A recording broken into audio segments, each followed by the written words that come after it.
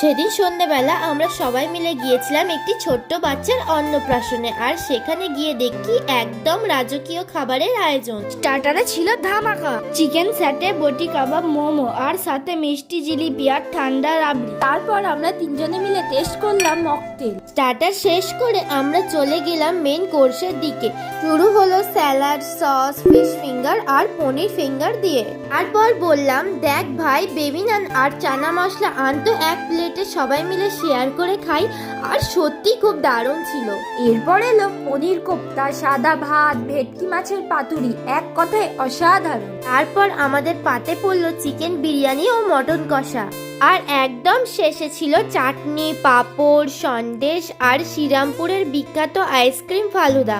শেষে ছিল পান, আমরা ওটা খাই না, তাই মিষ্টি মুখ করে সোজা বাড়ি ফিরলাম। ঈশান ডায়েরিতে এরকম মজাদার ব্লগ আর আসবে, সাবস্ক্রাইব করে আমাদের পাশে থেকো।